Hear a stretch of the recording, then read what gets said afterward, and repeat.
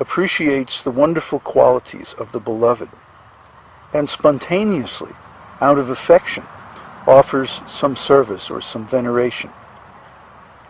See, that's worship. That's love. That's devotion. And that's what we're talking about here. We're talking about this wonderful aesthetic state of being in love. And this is what we're trying to attain by cultivating the nectar of devotion. And if one is in a pure state of mind, in the mode of goodness, and then chants the holy name of the Lord will reveal His glories from within. It's nice if you have a temple. It's nice if you have association of devotees. It's nice if you have Vedic scriptural knowledge and all that, but you don't need any of that if you simply chant the holy name with love. The love is the key ingredient here. And love is not a business deal. I know in the Western society it has become degraded, especially in marriage or relationships between men and women, where it's like, okay, I'll give you a place to live and you give me sex. It was very degraded, very low aesthetic. The actual romantic ideal is Krishna, because only Krishna can be perfect, unlimitedly perfect, and perfect in every way. And as we soon discover when we chant the holy name, Krishna has no hesitation of revealing His wonderful qualities to us and attracting us to love Him in this way. So this should be our orientation in chanting. Not to make a deal with Krishna, not to try to get material advancement from Krishna, but simply to love Krishna, and in that way appreciate His wonderful qualities and everything that He does for us. And that will lead to very fast advancement in chanting. The ninth offense is to instruct a faithless person about the glories of the holy name.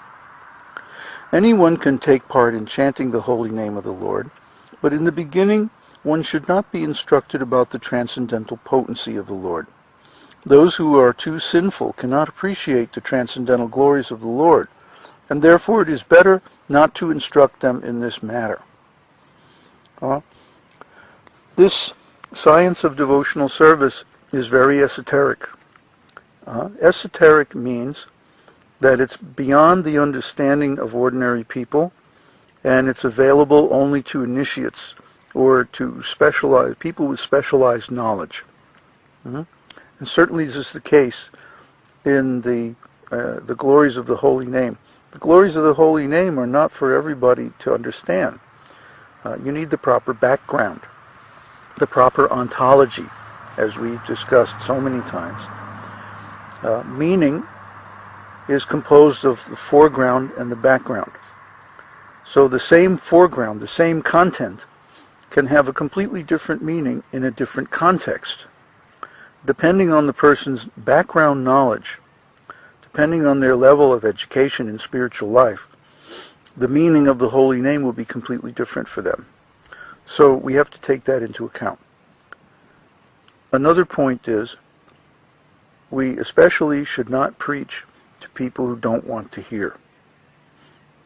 We are very careful not to preach to people who aren't listening, because they will simply make some offense. If they don't want to hear, you're imposing on them.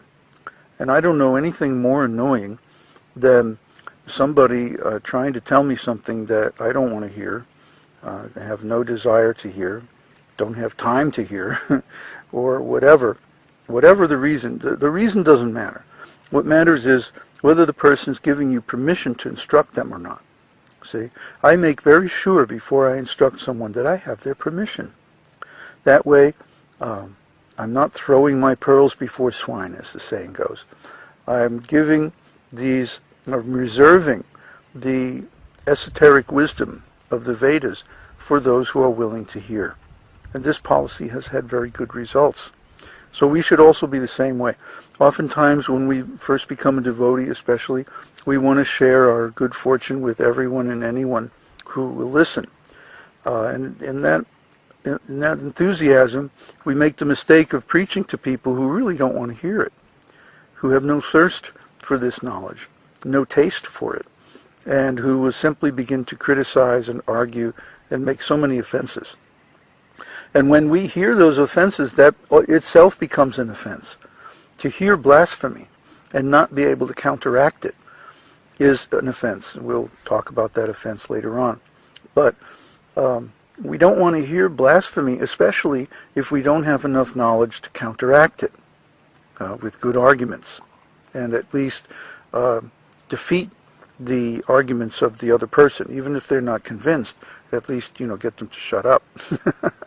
So we should avoid these contentious situations by being more careful about who we present this knowledge to.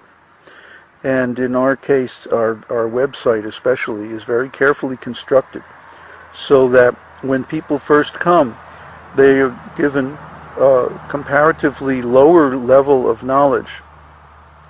And then as they dig deeper into the site, they get higher and higher viewpoints on transcendental knowledge until they can actually join the university and take courses directly under the supervision of advanced devotees and like that. So we only expose the glories of the holy name and of Krishna gradually. So as they develop a taste for hearing, they can go deeper and deeper into the subject matter. This science of preaching is very deep and it's tricky, but the fundamental is very easy to understand. Do they want to hear? Oh, yes? Okay, preach to them.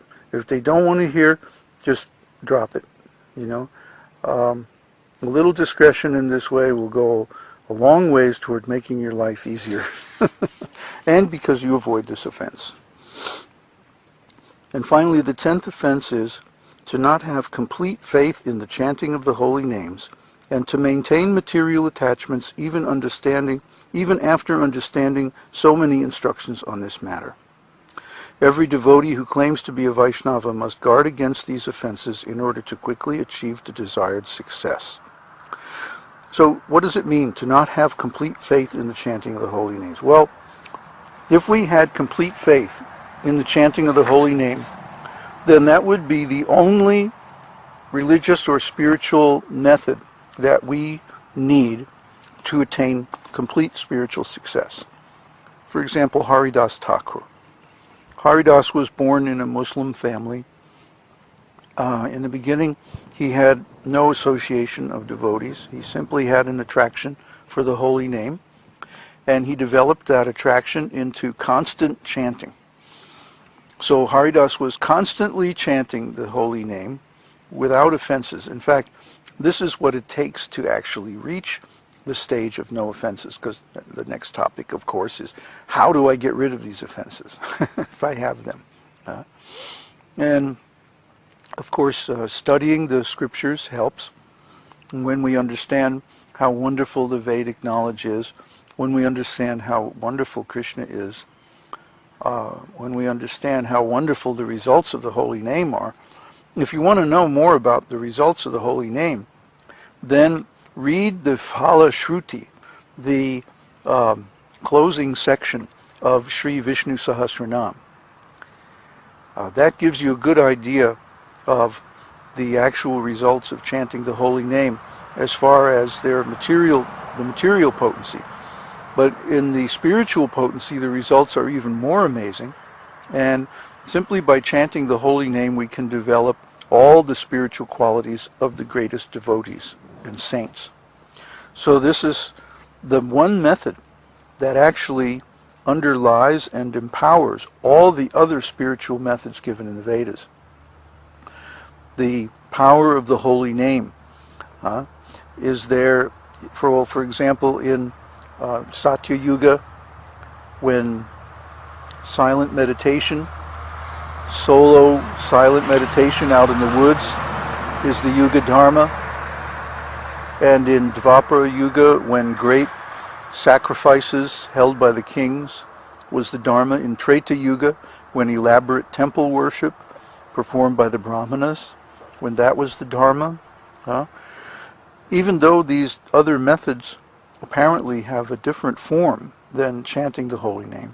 Actually, chanting the holy name is the active principle, or the potency, or the source of the potency of those spiritual methods.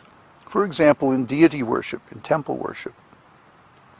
Temple worship, well, the basic idea in temple worship is that you invite the Lord to be present in his deity form, and then you offer so many nice presentations to him. Food, incense, lamps, glorification, prayers, singing, and so on. So with every one of these presentations there is a mantra. And the mantra includes the holy name of the Lord. In other words, if you're worshiping Lord Chaitanya,